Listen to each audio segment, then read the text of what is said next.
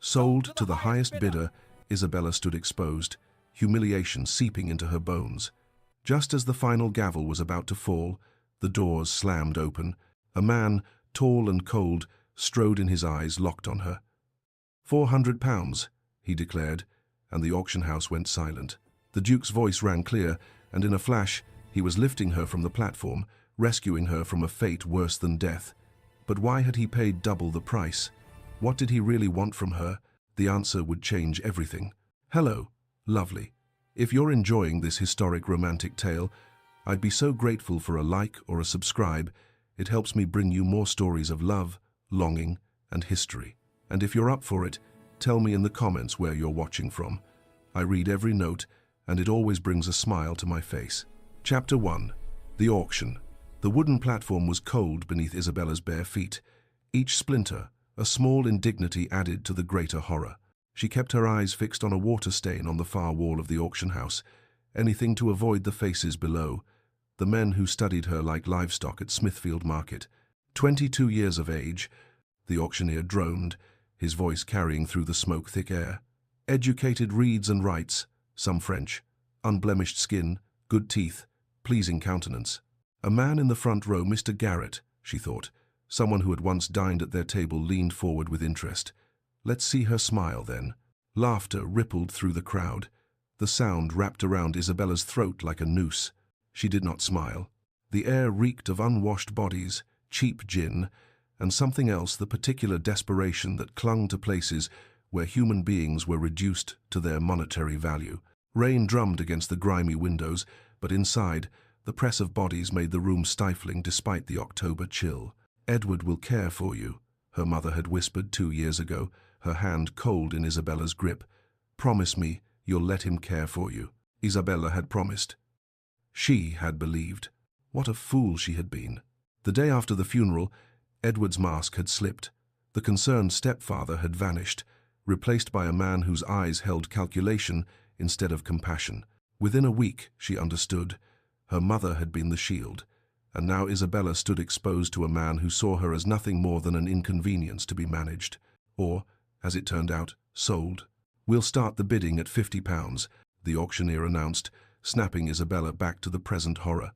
A bargain for such quality, gentlemen. Trained for household management, decorative enough for £60. A voice from the middle of the room. Isabella's hands trembled.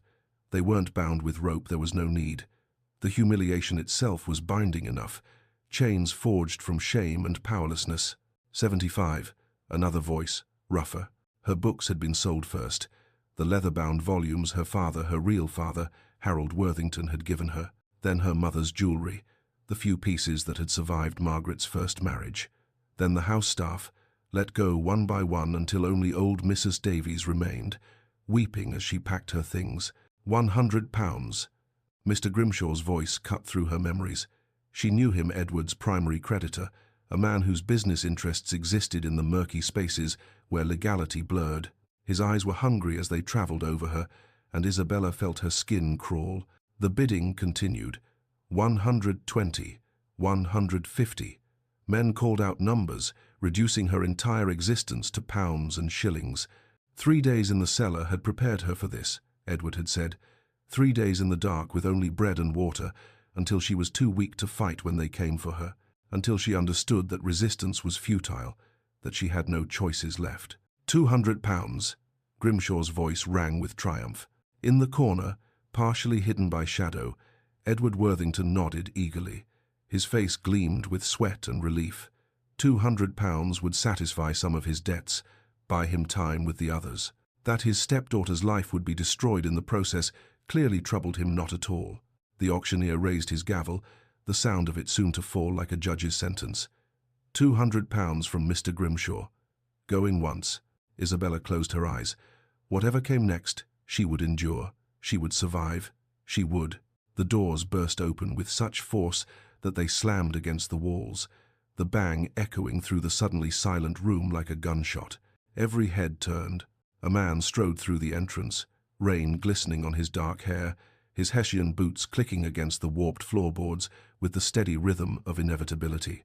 He was tall, broad-shouldered, dressed in evening clothes that spoke of wealth so secure it needed no ostentation. His face was all sharp angles and harder resolve, his eyes dark and seeing everything, the smoke, the leering men, the girl on the platform trying desperately to disappear. Duke Frederick Ashford.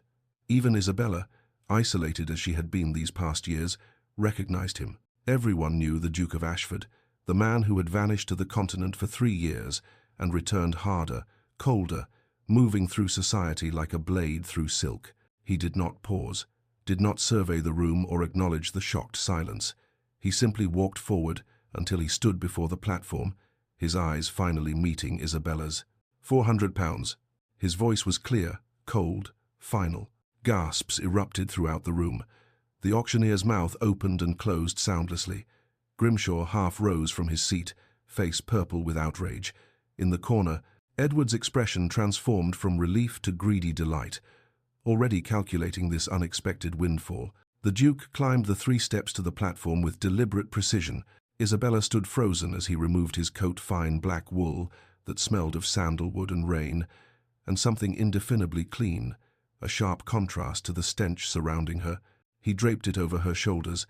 The fabric was still warm from his body, and so heavy it nearly buckled her knees.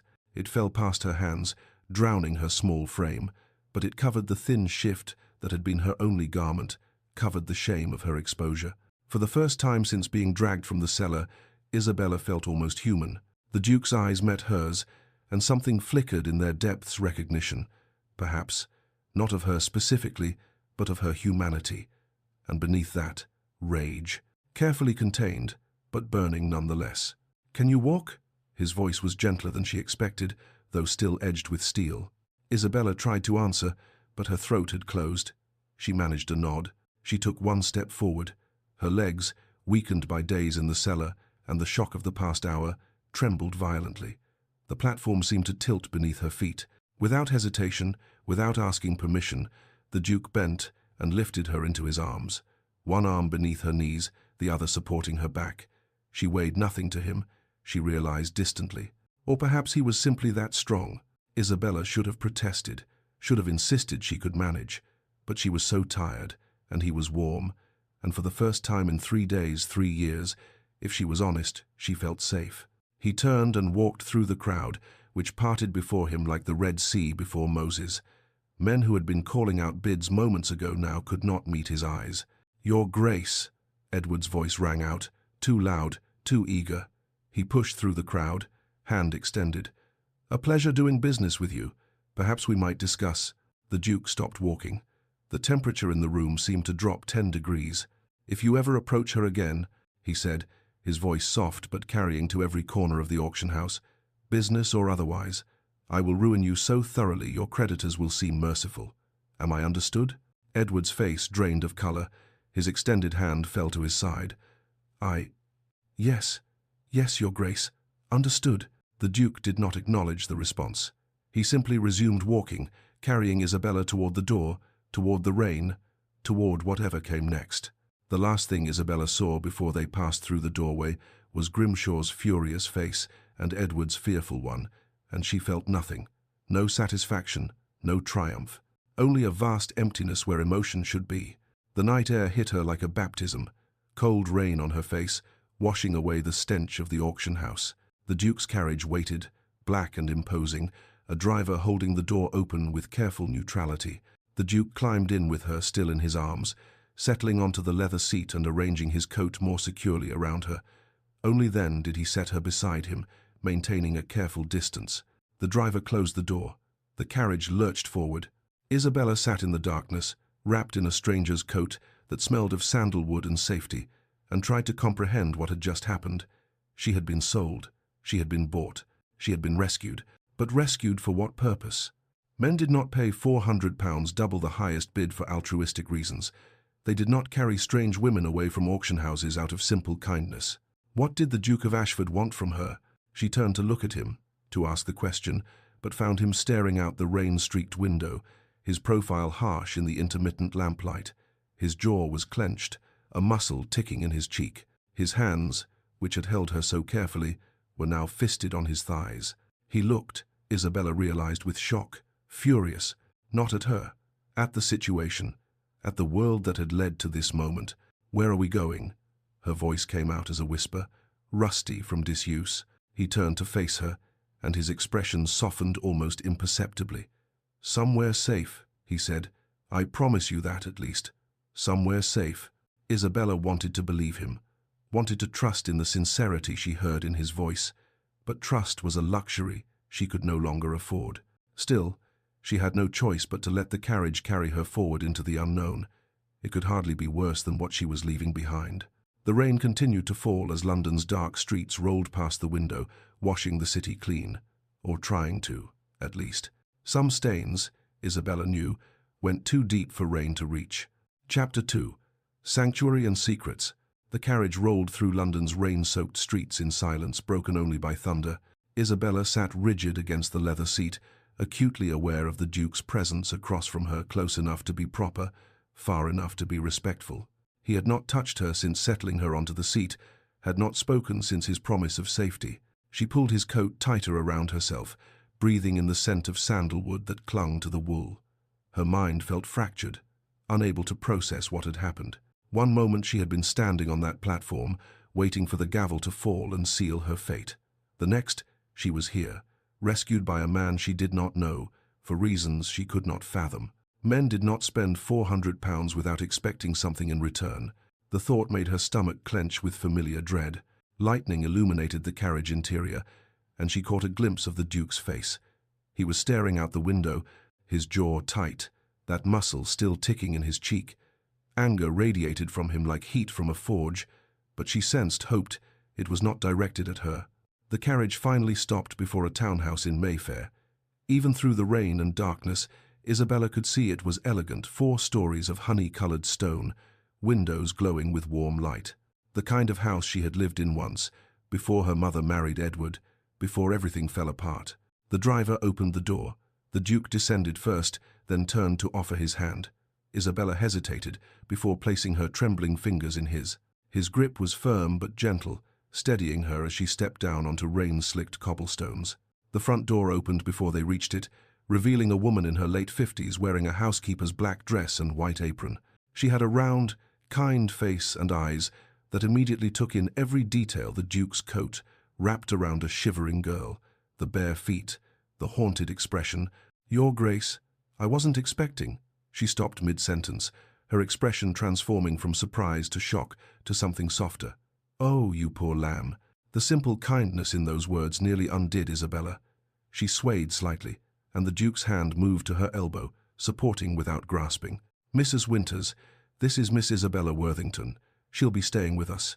She needs a room prepared immediately, the Rose bedroom, I think. Hot water, clean clothes, and something to eat." Mrs. Winters nodded briskly, already moving into action. "Of course, Your Grace. Right away." She turned to Isabella, her voice gentling. "Come with me, dear. Let's get you warm and dry." But Isabella's legs had finally given out. The adrenaline that had sustained her through the auction, through the rescue, through the carriage ride, had evaporated. She felt the Duke's arms catch her before she fully registered she was falling. "I've got you," he murmured, lifting her again as though she weighed nothing. "Mrs. Winters, lead the way." Isabella wanted to protest, to insist she could walk, but she had no strength left. She let her head rest against his shoulder as he carried her up the stairs, aware of Mrs. Winters hurrying ahead, opening doors, issuing orders to unseen servants. The Rose bedroom was aptly named. Soft pink wallpaper, darker rose curtains, a 4-poster bed with cream-colored linens that looked impossibly clean and soft. A fire already crackled in the hearth, and Isabella could see a hip bath being filled with steaming water behind a screen. The Duke set her carefully in a chair before the fire. "Mrs. Winters will take care of you. I'll return shortly." He left before Isabella could respond, closing the door quietly behind him. Mrs. Winters moved with efficient compassion, helping Isabella out of the Duke's coat and the thin, shameful shift beneath. She made no comment on the bruises from Edward's rough handling, from the cellar's stone floor, but her lips pressed into a thin line of disapproval. The bath was bliss. Isabella sank into the hot water, letting it envelope her, wash away the stench of the auction house and 3 days of captivity. Mrs. Winters had added something that smelled of lavender, clean and calming. "Let's wash your hair, dear," Mrs. Winters said gently, and Isabella submitted to the maternal care, too exhausted to do anything but accept it. Afterward, wrapped in a soft nightgown and thick dressing gown, both far too large, probably borrowed from the household stores, Isabella was settled back in the chair before the fire. Mrs. Winters brought a tray, soup that smelled of chicken and herbs, fresh bread still warm, tea with honey. "You need to eat, miss," Mrs. Winters encouraged, setting the tray on a small table beside the chair. Isabella stared at the food. Her stomach was empty, had been nearly empty for days, but the thought of eating made her feel ill. Her hands, wrapped around the teacup, would not stop shaking. The trembling had started in the carriage and had only intensified, as though her body was finally releasing the terror she had suppressed. Mrs. Winters watched her with concern but did not push. "I'll leave you to rest then. Ring if you need anything. Anything at all." After she left, Isabella sat motionless, watching the flames dance in the hearth. The fire's warmth seeped into her bones, but she could not seem to get truly warm, could not seem to feel anything beyond a vast, hollow numbness. A soft knock at the door. "Miss Worthington, may I enter?" The Duke's voice. Isabella's throat closed, but she managed a quiet, "Yes." He entered, changed from his evening clothes into simpler attire, dark trousers, white shirt, a burgundy waistcoat.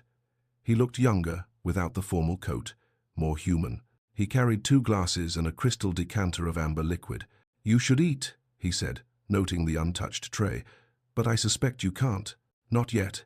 He sat in the chair across from her, not beside her, maintaining that careful distance, and poured measures of brandy into both glasses. "This will help with the shaking." He held out a glass. Isabella took it with trembling hands, nearly spilling it. The Duke made no move to help, allowing her the dignity of managing it herself. The brandy burned going down, but he was right, it helped.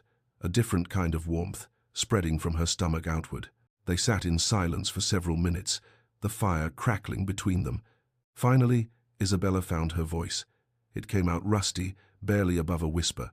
"What do you want from me?" The Duke was quiet for a long moment, swirling the brandy in his glass, staring into the fire. When he spoke, his voice was level, deliberate. "Nothing. I want nothing from you." "Then why?" The question burst from her, desperate. "Why spend £400? Why bring me here? People don't do things like that without reason." He set down his glass and leaned forward slightly, though still maintaining distance. His dark eyes met hers, and she saw something in them, old pain, barely healed wounds. "8 years ago," he began, his voice low, "my sister Beatrice fell in love with our music master. He was a good man, talented, kind, from a decent family, but not noble, not wealthy, not acceptable in my father's eyes." Isabella listened, watching the way his jaw tightened, his hands flexed. "My father discovered them. Letters, a stolen kiss in the garden, innocent things, really. But my father saw only disgrace. He destroyed the music master, had him imprisoned on false charges of theft. The man died in that prison of gale fever within 3 months." Isabella's breath caught. "Beatrice was sent to the country, to our estate in Northumberland. Exile, my father called it.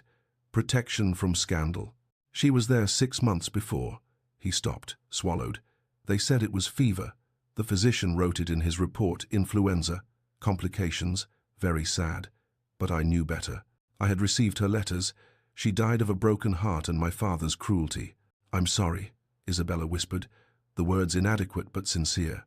"I was in London when it happened, at university, playing at being a gentleman, while my sister wasted away because my father valued reputation over his own daughter's happiness. I didn't fight for her, didn't challenge him. I was a coward." He reached into his waistcoat pocket and withdrew something, a miniature portrait. He stared at it for a moment before holding it out to Isabella. The girl in the painting was perhaps 18, with dark hair and eyes like the Duke's, but where his held steel, hers held light. She was smiling, her expression full of life and hope. "She looks kind," Isabella said softly, handing the portrait back. She was. Too kind for the world she was born into. He tucked the portrait away. "When I heard about the auction, a business associate mentioned it, thought I might be interested in acquiring quality goods. I felt ill. When I arrived and saw you standing there." He stopped, his expression hardening. "I cannot bring Beatrice back, but I could ensure you didn't suffer her fate." Understanding dawned. Isabella was not just herself to him, she was also a ghost he was trying to save. A second chance he had not asked for but would not waste. "What happens now?" she asked, the question terrifying but necessary. "To me?" He met her eyes directly. "That is entirely your choice. You may stay here, under my protection, until you decide what you want. I can arrange passage elsewhere if you prefer the continent, the Americas, wherever you wish to go. Or you may simply stay here, safely, for as long as you need. You owe me nothing, Miss Worthington. Not gratitude, not service, not anything. You are free." The use of her name, not girl, or the merchandise, or any of the degrading terms she had heard that evening, but her actual name, spoken with respect, broke something inside her. The numbness cracked, and everything she had suppressed came flooding through. The horror of the auction, Edward's betrayal, her mother's death, the years of slow cruelty, the 3 days in the cellar, the fear and shame and helplessness, all of it poured out in wrenching sobs that shook her entire body. The Duke did not move from his chair, did not try to touch her or offer physical comfort, but his voice, when he spoke, was steady and certain, an anchor in the storm. "You are safe here, I give you my word. No one will hurt you again." Isabella wept until she had no tears left, until exhaustion dragged her down into something approaching peace. The fire had burned low. Dawn light was beginning to filter through the rain-washed windows, pale and new. Her eyes closed. She felt something soft settle over her, a blanket, carefully tucked around her shoulders, heard the quiet click of a door closing. When the Duke returned to his study, the house was silent. He poured another measure of brandy and sat at his desk, pulling out the miniature portrait once more. Beatrice smiled up at him. "Forever 18, forever hopeful." "I'm sorry I failed you, Bea," he whispered to the painted face. "But I won't fail her. I promise you that." He set the portrait on his desk where he could see it and watched the rain streak down the windows as London woke to a new day. Upstairs, Isabella Worthington slept deeply for the first time in 3 days, wrapped in borrowed warmth, in a house that smelled of beeswax and safety, dreaming of nothing at all. Chapter 3. The Dowager's Gambit. 1 week had passed since the auction, and Isabella had learned the geography of safety. She rose at dawn, before the household stirred, and walked in the walled garden behind Ashford House. The autumn roses were fading, their petals scattered across flagstone paths, but Isabella found beauty in their decay. There was honesty in it. Things ended, changed, transformed into something else. She spent her mornings in the Duke's library, a room of dark wood and leather-bound books that smelled of paper and tobacco. She read voraciously, hungrily, trying to fill the hollow places inside herself with words. Philosophy, poetry, history, anything to keep her mind occupied, to prevent it from drifting back to that platform, those leering faces, the sound of the auctioneer's voice. The Duke Felix, as he had asked her to call him in private, though she still could not quite manage it, left her largely alone during the day. He had business to attend to, estates to manage, a life that had existed before her and would continue regardless of her presence. But each evening they shared dinner in the small dining room rather than the formal one, and they talked, carefully, always carefully, like two people navigating around something fragile and undefined. He asked about her reading, she asked about his work. They discussed books and politics and the weather, anything but the question that hung between them. What happens next? "You remind me of Her Grace in her youth," Mrs. Winters had said that morning, helping Isabella dress. The housekeeper had found several simple day dresses that fit reasonably well, though they required some alteration. "The late Duchess, I mean. His Grace's grandmother. Sharp as a tack, that one, and twice as determined." It was a cryptic comment, and before Isabella could ask what she meant, Mrs. Winters had bustled off to attend to some household matter. Isabella was in the library that afternoon, curled in a leather chair with a volume of Milton, when she heard the commotion downstairs. Raised voices, one commanding and female, one belonging to the butler protesting that His Grace was not receiving visitors. The library door opened without preamble. Felix entered, his expression caught between exasperation and resignation. "My grandmother has arrived." Unannounced, naturally. "She's brought Lady Constance Fairfax with her." Isabella's stomach clenched. She had known this reckoning would come. A duke could not simply install a strange woman in his household without society taking notice, and the Dowager Duchess of Ashford was, by all accounts, society personified. "Should I?" Isabella started to rise. I could go upstairs. No. Felix's voice was firm. You live here. You have every right to be present. He paused, then added more gently. But I won't force you to face her if you're not ready. Isabella thought of the auction platform, of standing while men assessed her value. She had survived that. Surely she could survive a drawing-room confrontation. I'll come, she said, setting down the book. The Dowager Duchess Josephine Ashford was everything Isabella had imagined and more. She sat in the drawing-room like a queen holding court, her posture perfect despite her advanced years.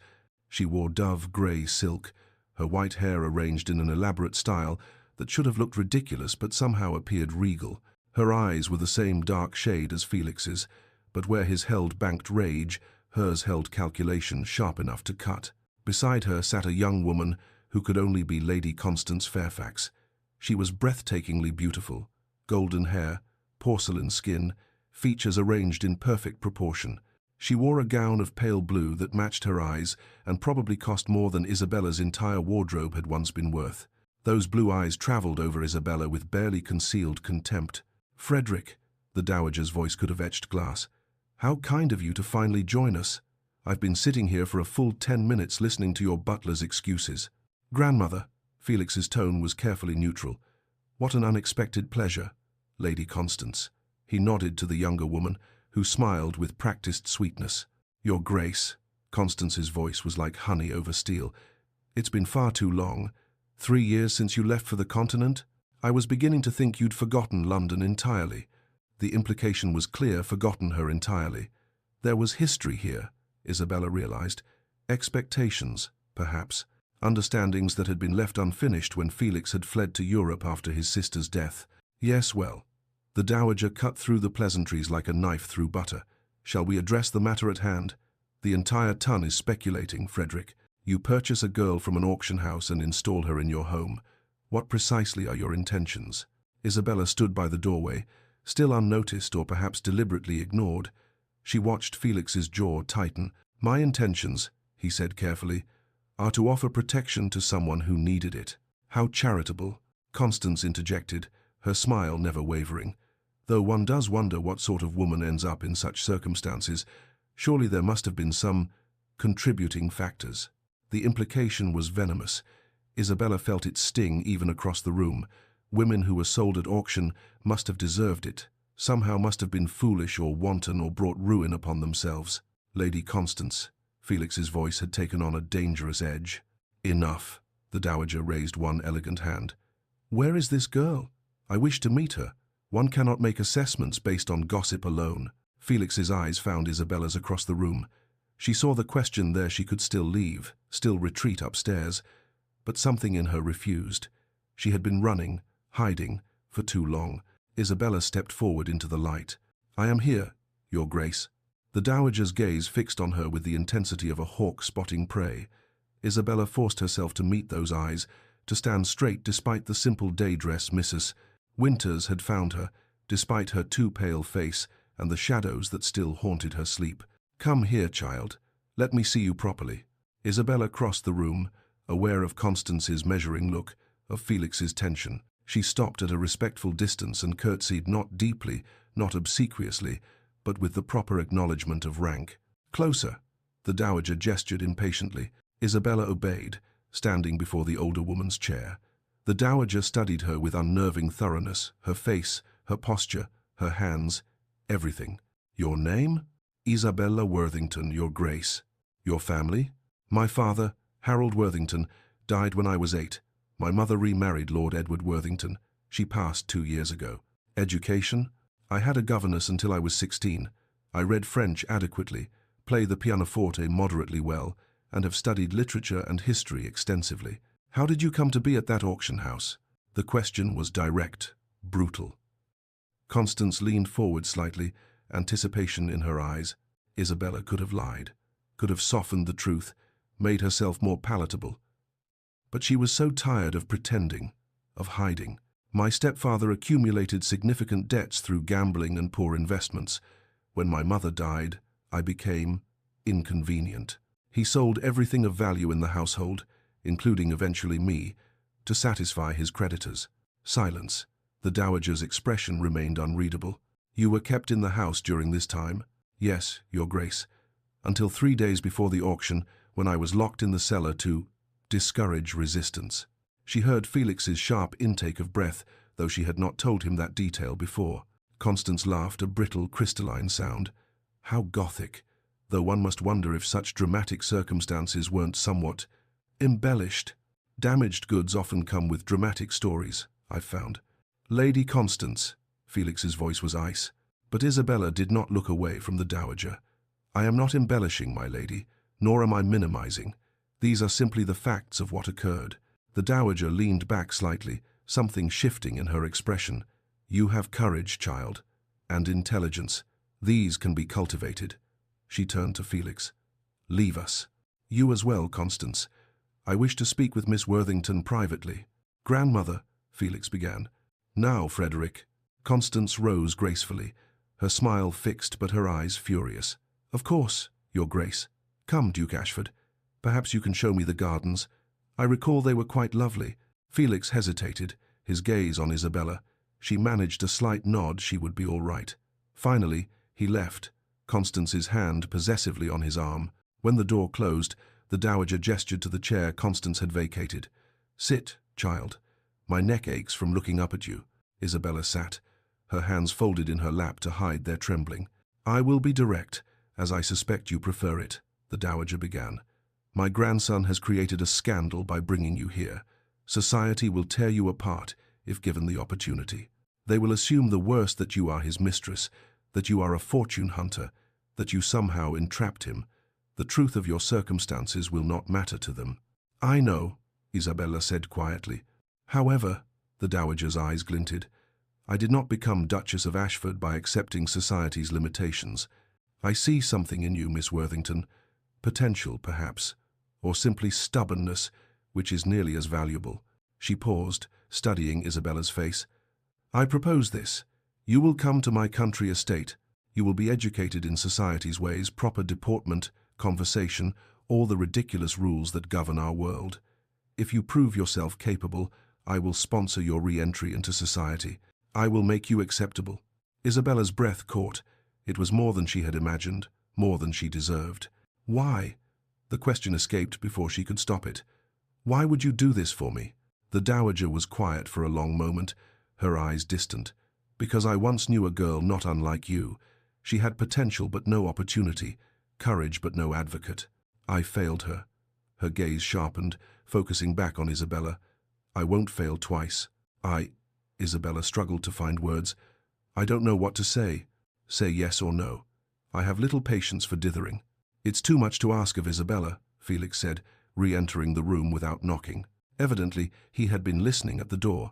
She's been through enough without being thrown into society's arena. But Isabella was already shaking her head. This was her choice, her decision. For the first time in years, she had agency. Why would you do this for me? She asked the dowager again, needing to understand. The older woman's expression softened almost imperceptibly. Because strength should be rewarded, not punished. Because intelligence should be cultivated, not wasted. And because my grandson sees something in you worth saving, which means there is something there worth finding. Isabella looked at Felix, who stood tense and conflicted by the door, then back to the dowager. I accept, she said clearly. Thank you, Your Grace. The dowager nodded, satisfied. Excellent. We leave in 3 days. That should give you time to prepare. She rose, and Isabella hastily stood as well. I expect dedication, Miss Worthington. I expect you to work harder than you have ever worked. Can you do that? Yes, Your Grace. Good. The dowager swept toward the door, pausing beside Felix. She has spine, Frederick. Don't let anyone break it. Then she was gone, leaving Isabella and Felix alone. You didn't have to accept, Felix said quietly. You could have said no. I know. Isabella met his eyes. But I'm tired of being a victim. Your grandmother is offering me a chance to be something else. That evening, Isabella found Felix in the library. He was standing by the window, staring out at the darkening garden. I brought you something, he said without turning. He crossed to his desk and picked up a leather-bound volume, holding it out to her. Wollstonecraft, A Vindication of the Rights of Woman. I thought you might appreciate it. Isabella took the book, touched. You've been paying attention. More than I intended to, he admitted, and something in his voice made her heart stutter. 3 days later, Isabella stood in the entrance hall of Ashford House with her small bag of belongings. The dowager's carriage waited outside. Felix walked her to the door.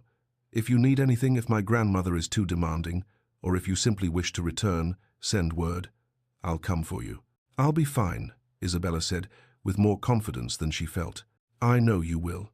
He paused, then added quietly, "I'll miss our dinners." "As will I."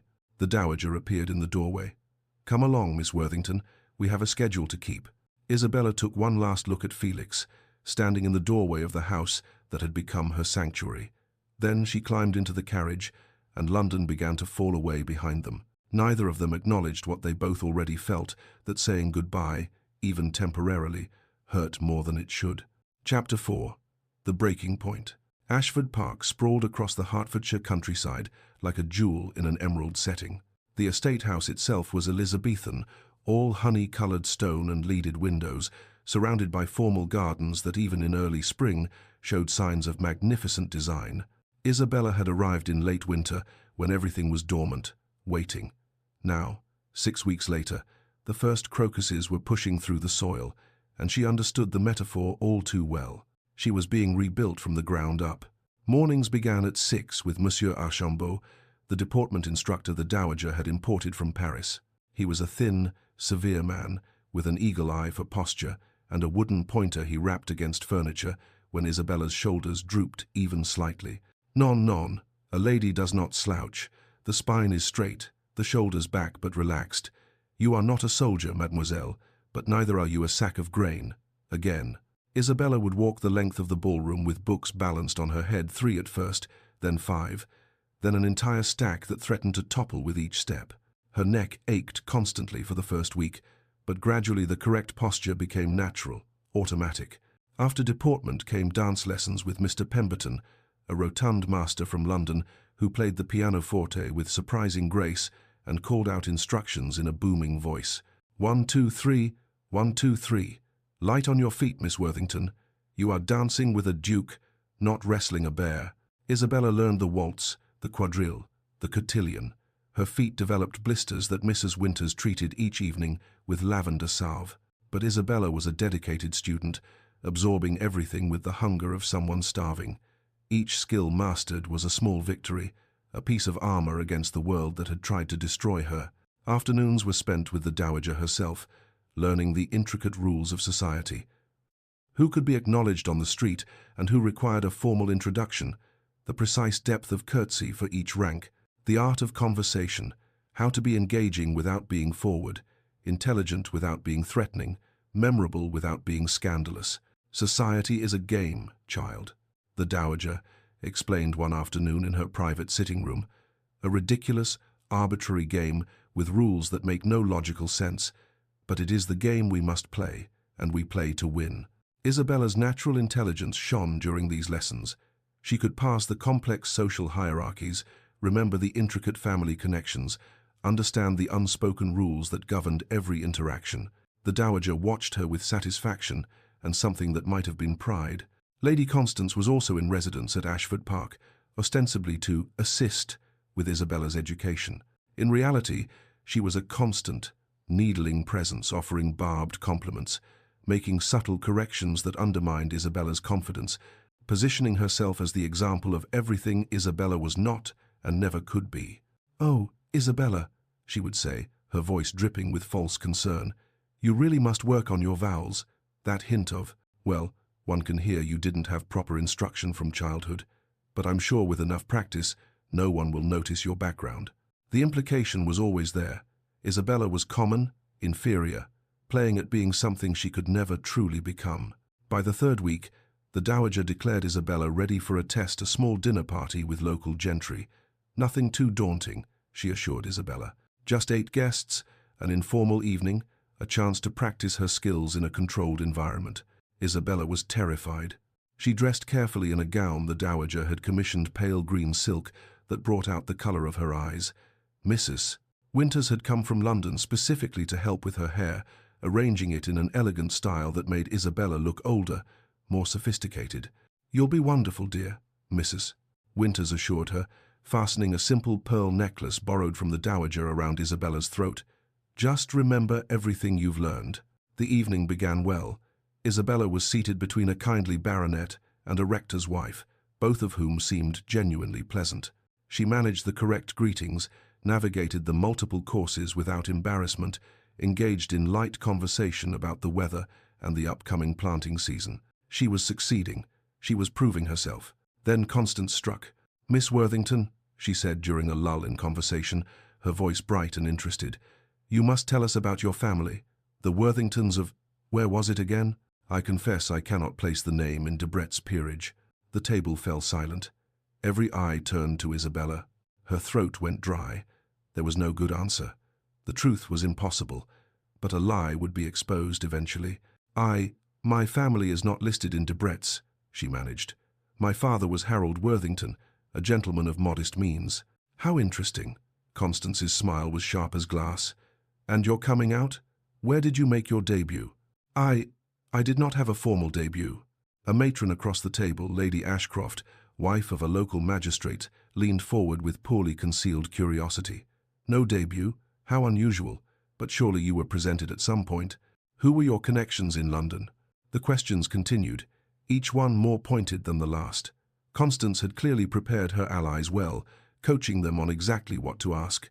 Isabella felt the walls closing in, the careful facade she had built crumbling under the assault. Where had she been educated? By whom? What had her father done? Where exactly had the family resided? Each question was a trap, and Isabella was drowning. "I'm afraid I'm feeling unwell," she heard herself say, her voice sounding distant and strange. "Please excuse me." She rose too quickly, nearly knocking over her wine glass, managed a curtsy that felt graceless and rushed, then fled. The garden was dark and cold, spring evening air biting through the thin silk of her gown. Isabella stumbled to a bench in the rose garden, still dormant, the canes cut back and waiting for warmth, and collapsed onto the stone seat. She had failed the dowager, failed herself, failed Felix. All that work, all those lessons, and she was still just the girl from the auction house, trying desperately to be something she was not. The sobs came violently, wrenching from somewhere deep inside. She was not strong enough for this, would never be strong enough. The past would always drag her back, always expose her, always prove that she did not belong. Isabella. She looked up through tears to find Felix standing on the garden path. He wore evening clothes. Must have just arrived. The dowager had mentioned his weekly visit was tonight, though Isabella had been too nervous about the dinner party to remember. "I heard what happened," he said quietly. "May I sit?" She nodded, unable to speak. He sat beside her on the bench, maintaining a careful distance, and said nothing. "Just present. Just there." The silence stretched, broken only by Isabella's ragged breathing and the distant sound of nightingales in the hedgerows. Finally, she found her voice. "I can't do this. I'm not strong enough. Every time I think I've moved forward, something drags me back to that auction house. Back to who I really am." "And who is that?" Felix asked gently. "Someone who doesn't belong. Someone playing pretend." She wiped at her tears with the back of her hand. "Your grandmother is wasting her time. I'll never be good enough." Felix was quiet for a long moment. Then, "Do you know what I think strength is?" Isabella shook her head. "Strength isn't never falling down. It's getting back up." He turned to look at her directly. "And you've gotten up every single day since I met you. After the auction, after the cellar, after years of Edward's cruelty, you got up. That's not weakness, Isabella. That's extraordinary courage. But what if I fail? What if I embarrass your grandmother? Embarrass you? Then you fail. And you try again." His voice was firm. "Isabella, you survived years of cruelty and one of the worst nights imaginable. A dinner party with provincial bores can't defeat you. Not unless you let it." She wanted to believe him, wanted to believe she was strong enough. "After Beatrice died," Felix said, his voice dropping lower, "I ran away. I went to the continent and spent 3 years drowning in rage and grief. I avoided society, avoided my responsibilities, avoided everything that reminded me of what I'd lost." Isabella listened, watching his profile in the moonlight. "It was my grandmother who finally forced me to return. She told me I could spend my life bitter, destroying myself slowly, or I could use my position to change things, to protect people who couldn't protect themselves." He paused. "She gave me purpose again, a reason to get up." "Is that what I am?" Isabella asked, the question painful but necessary. "Your charitable cause? Your reason?" "No." Felix turned to face her fully, and the intensity in his eyes stole her breath. He reached out slowly, giving her time to pull away, and took her hand. His fingers were warm, strong, steady. It was the first deliberate touch since he had carried her from the auction house.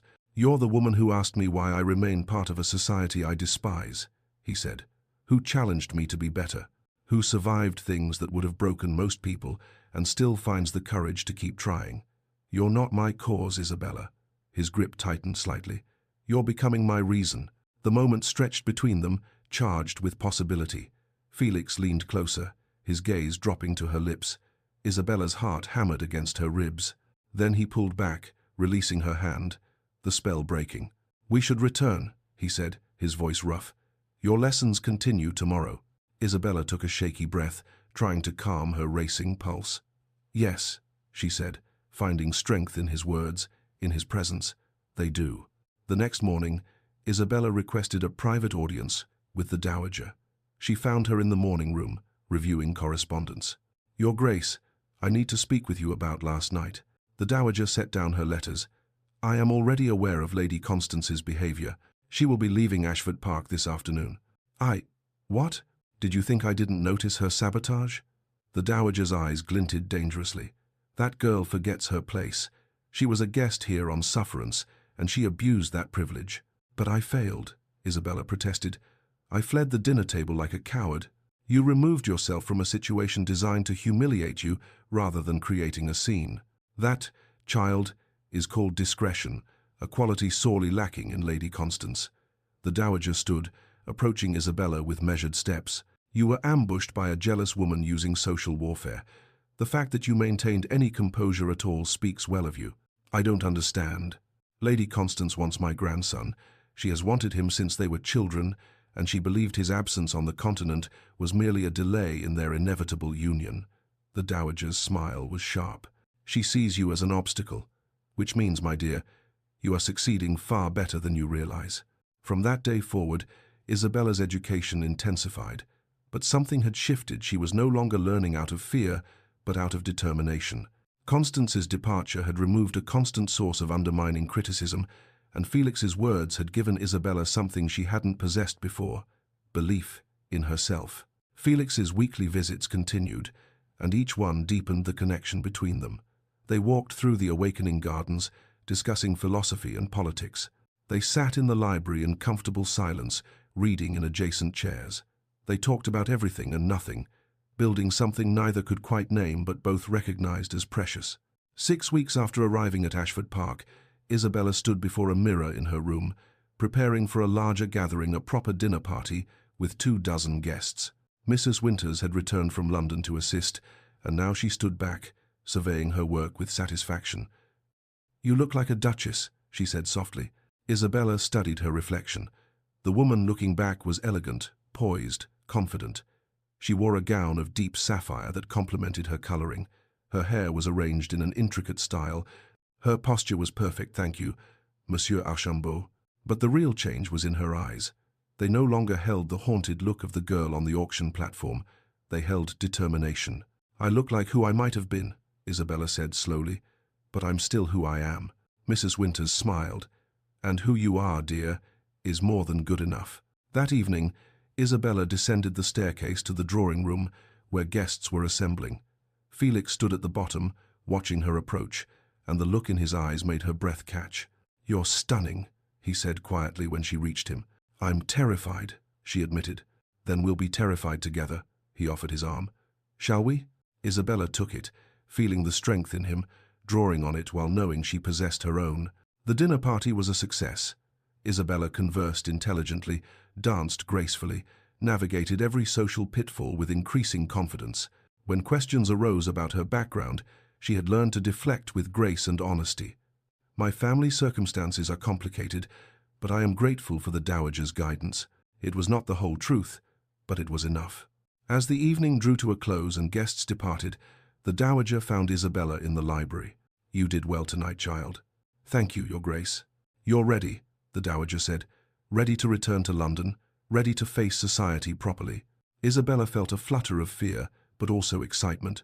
When? 1 month. That will give us time to prepare your wardrobe, arrange your introduction. The dowager paused.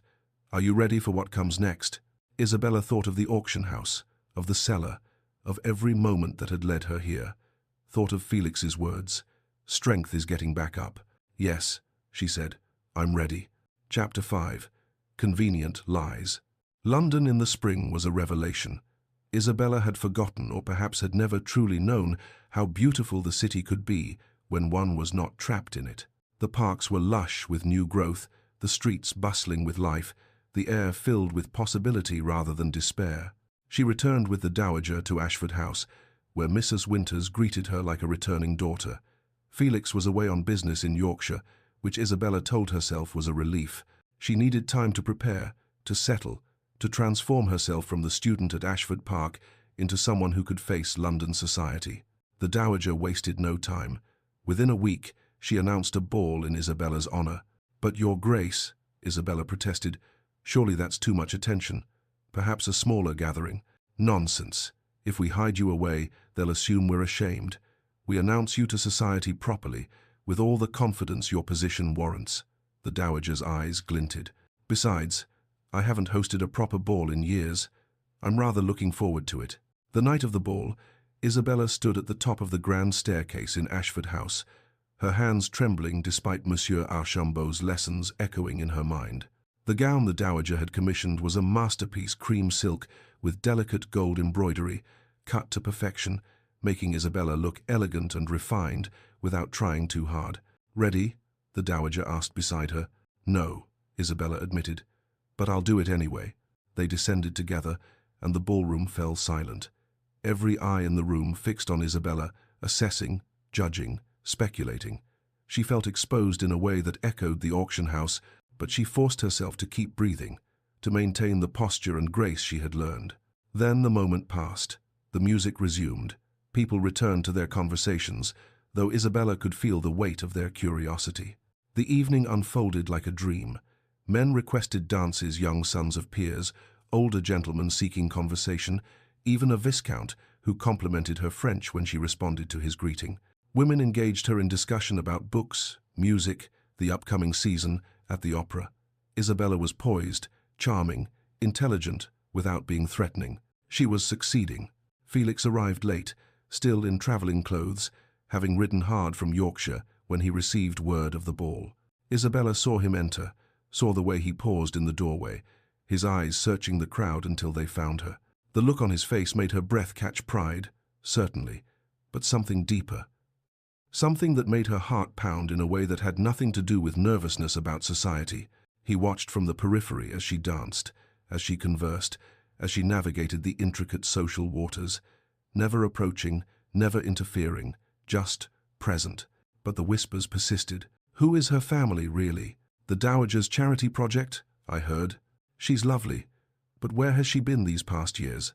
Rather mysterious circumstances, don't you think? Isabella heard fragments as she moved through the ballroom, each whisper a small cut. But she had learned to smile through discomfort, to deflect questions with grace, to survive. The ball was declared a success by the society papers the next morning. Miss Isabella Worthington was a charming addition to the season, with impeccable manners and considerable wit. But success, Isabella was learning, only made some people more determined to see her fail. Felix's mother, the Duchess of Ashford, arrived in London 3 days after the ball. She was a handsome woman in her late 50s, cold and elegant as a marble statue. She had not attended the ball a deliberate snub, but she was here now with explicit purpose. Felix told Isabella about the confrontation later, his jaw tight with anger. His mother had summoned him to White's, the gentleman's club, where she had taken the unprecedented step of demanding entrance to speak with her son. The scandal of it alone should have deterred her, but the Duchess was nothing if not determined. Lady Constance is a suitable match, she had said without preamble, well-bred, appropriate age, eager to fulfill her duties. This dalliance with your grandmother's project must end, Frederick. Isabella is not a project, Felix had replied, his voice dangerously quiet. And I'll marry when and whom I choose. You're 30 years old. Your grandmother indulges your eccentricities, but duty must prevail. You need an heir, connections, a duchess who understands her role. I understand my duty, mother, better than you think. Do you? Or are you so determined to punish me for your father's sins that you'd throw away your future on some girl of uncertain origins? Felix had left without responding, but the words had lodged in him like thorns. That same afternoon, Isabella attended a ladies' tea at Lady Pemberton's townhouse. It seemed innocent enough an opportunity to further establish herself among the women of society. The dowager had encouraged her to go, to continue building connections. The drawing room was lovely, filled with spring flowers and gentle conversation. Isabella relaxed slightly, discussing a recent exhibition at the Royal Academy with Lady Sarah Thornton, a kind woman near her own age. Then she realized she'd left her gloves in the retiring room upstairs. "Excuse me a moment," she murmured, slipping away. She retrieved the gloves and was returning down the hallway when she heard voices from the drawing room, the door slightly ajar, the conversation carrying. "Really, the dowager means well, but polish can only do so much." Lady Constance's voice, unmistakable. Isabella froze in the hallway. "The girl was purchased at auction. I heard it from unimpeachable sources. Damaged goods. Literally. The Duke's charity is admirable, certainly, but imagine if he actually formed an attachment. The scandal would be delicious." Laughter rippled through the room, not everyone, but enough. "Surely even he isn't that foolish," another voice added. "A man of his position must marry appropriately. This girl is a temporary amusement at best." More laughter. Someone mentioned passing fancy and inappropriate charity. Isabella stood frozen in the hallway, the gloves clutched in her hand, hearing every word. The humiliation was crushing, worse than the auction, in some ways, because she had allowed herself to hope, had allowed herself to believe she could belong here. She could not go back into that room, could not face those smiling faces knowing what they truly thought of her. Isabella slipped down the servants' stairs and out a side entrance, calling for a hackney rather than using the dowager's carriage. She could not bear the kindness of the servants right now, the concerned questions. Back at Ashford House, she went directly to her room in the family wing and pulled out her small travelling bag, the same one she'd brought from the auction house, still tucked in the wardrobe. She was packing when Felix knocked and entered without waiting for permission. "Isabella, what's happened?" "Mrs. Winters said you came back from Lady Pemberton's in a state. I need to leave London." Her voice was mechanical, distant. "Perhaps the dowager can find me a position somewhere quiet, a governess, or a companion to an elderly lady. Somewhere I won't be a burden." "What happened?" He crossed to her, gentle but insistent. "Tell me." Something in his voice, the genuine concern, the care, broke through her defenses. "I'm ruining you," she said, and her voice cracked. "Your mother is right. Every moment I remain in your life, I damage your reputation. You've been so kind. Your grandmother has been generous, but I cannot repay that kindness by destroying you. You heard something at the tea. It wasn't a question. Tell me." She recounted the conversation, each word like glass in her throat, watched Felix's expression darken with rage as she spoke. Those narrow-minded, cruel. He stopped himself, visibly controlling his anger. His hands were fisted at his sides. "Isabella, I don't give a damn what they say. But you should." Her voice rose, desperate. "You're a duke. You need an appropriate wife, heirs, a duchess who brings connections and impeccable breeding. Not some—" She couldn't finish. The words too painful. Felix started pacing, agitated in a way she'd never seen him. His usual careful control was cracking. Suddenly, he stopped, turned to face her. "Then marry me." Silence. Isabella stared at him, certain she'd misheard. "What?" "It's the perfect solution." The words came faster now, as though he was convincing himself as much as her. "An engagement will silence the gossips. As my fiancé, you'll be untouchable. No one will dare speak against a future duchess." "Felix, that's you, can't possibly. This is madness." "Why not? We're friends. We respect each other. Many marriages are built on far less. Friends. Respect, not love." Isabella felt her heart crack down the middle. "A convenient engagement," she said slowly. "Exactly. Temporary. Just until society fully accepts you. Then, if you wish, we can quietly end it. You'll be established, protected by having been engaged to me. You can make your own choices." He was still pacing, not meeting her eyes. "You'll be free." Every word was a knife. Isabella wanted to refuse, to protect what remained of her heart. But the practical part of her, The part that had survived Edward, the auction, everything knew this was safety. This was survival. "And what do you gain?" she asked quietly.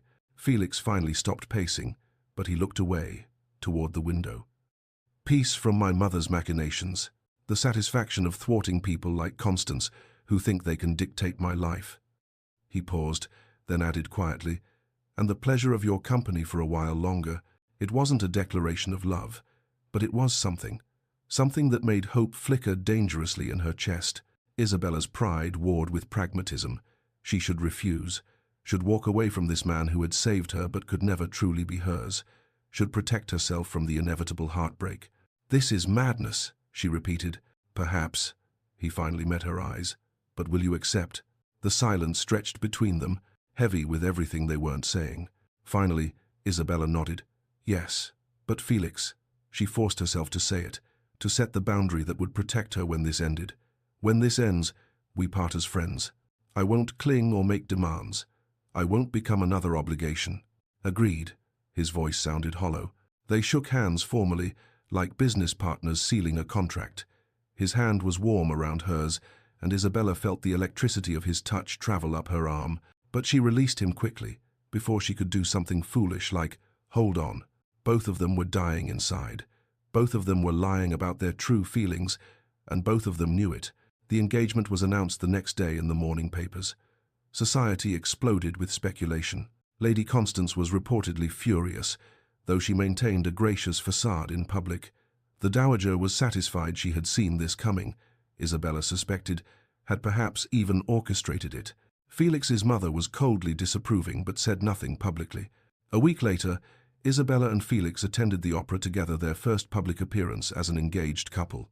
They sat in the Ashford family box, visible to everyone, playing the part of devoted lovers. Felix was attentive without being excessive, leaning close to explain the plot when her Italian faltered, his breath warm against her ear.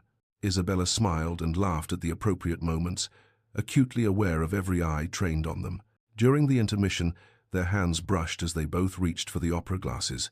The touch sent electricity through Isabella's entire body.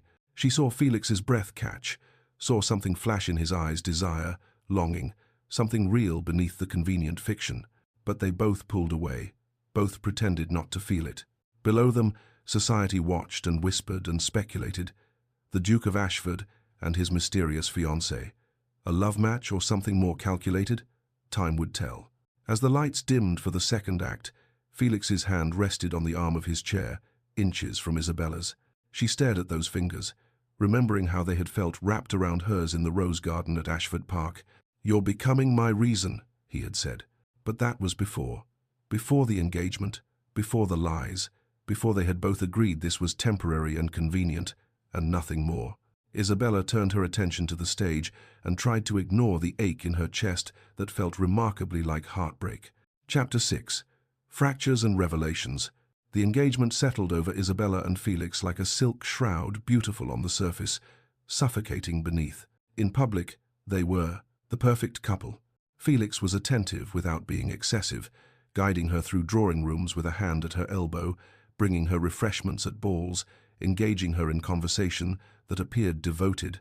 Isabella smiled and laughed at the appropriate moments, accepted compliments on her ring, a sapphire surrounded by diamonds that had belonged to Felix's grandmother, and played the role of blissfully happy fiancé. In private, they were careful, distant. Two people orbiting each other at a safe distance, terrified of what might happen if they drew too close. But the chemistry was undeniable. A lingering look across the breakfast table when Felix thought she wasn't watching. The accidental brush of hands when they both reached for the same book in the library. Conversations that started about trivial matters and somehow became deeper, more intimate, until one of them would remember the boundaries and pull back. They shared dinners at Ashford House most evenings, the Dowager often joining them. The older woman watched their careful dance with knowing amusement. "You two are fools if you think you're fooling anyone," she said one night after Isabella had excused herself early, claiming fatigue. Felix looked up from his brandy. "I don't know what you mean." "Of course you don't, dear." The Dowager's smile was sharp. "Just as you don't know that you look at her the way your grandfather looked at me, just as you don't know that she leaves the room because being near you is painful when she can't have you. The engagement is temporary," we agreed. Oh, do stop lying to yourself, Frederick. It's beneath you. Felix had no response to that. 3 weeks into their engagement, a letter arrived for Isabella. She recognized the handwriting immediately loose and flowing. The I in Isabella, written with an elaborate flourish her mother had always favored. Her hands trembled as she broke the seal. Dearest Isabella, I hope this letter finds you well. I have heard of your engagement even here in Bath. The news travels. The Duke of Ashford. You have done extraordinarily well for yourself, my dear. I confess I write not merely to congratulate you, but to beg a favor. I find myself in rather desperate circumstances. The small pension I had has run out, and I am living in a boarding house of quite dismal character. My health is poor. The physician speaks of consumption, though I pray he is wrong. I know I failed you, dearest. I know I was not the mother you deserved after your dear father passed. But I am still your mother, the woman who gave you life. Surely your wealthy fiancé can spare something for me. Even a small sum would make such a difference. Your loving mother, Margaret. Isabella sat with the letter in her lap for a long time, feeling nothing. Then, slowly, feeling everything. Her mother had known what Edward planned, had known about the auction, and had done nothing, had abandoned Isabella to that fate, and then waited until she had clawed her way back to respectability before reappearing, hand outstretched. She wrote back that evening, her script tight and controlled. Mother, I am enclosing a bank draft for £50. It should be sufficient for your immediate needs. I have questions that I believe you owe me the courtesy of answering. Where were you when Edward sold me? Why did you abandon me to his care when you must have known what he was capable of? Isabella. The response arrived within 4 days, marked urgent, in her mother's hand. Isabella opened it in her room, away from curious eyes. The letter was longer this time, less carefully worded. Isabella, you want honesty? Very well. I fled when Edward's debts became unmanageable, because I am not a fool. I knew what was coming, and I had no intention of being dragged down with him. As for you, what could I have done? I had no money, no resources, no power to help you. Besides, you were always his burden, not mine. Your father's daughter, not truly part of our family. I did what I could by marrying Harold Worthington, giving you his name, his legitimacy. You should be grateful for that much. Send more money. £100 should suffice for now. Margaret. Isabella read the line again. Then again. Your father's daughter. Not Edward's. Not Harold Worthington's, the man she had believed was her father. Not part of our family. Her hands were shaking so badly she could barely hold the paper. She told no one. Not Mrs. Winters, not the Dowager, not Felix. The next morning, she claimed she needed to visit a modiste for her trousseau, and instead hired a post-chaise to Bath. The boarding house was everything Margaret had described, and worse, a grimy building in a questionable neighborhood, the kind of place people went when they had nowhere else to go. Isabella paid the driver to wait, and climbed the narrow stairs to the room number her mother had included in the letter. Margaret opened the door on the third knock. She was thinner than Isabella remembered, worn by drink and bitterness.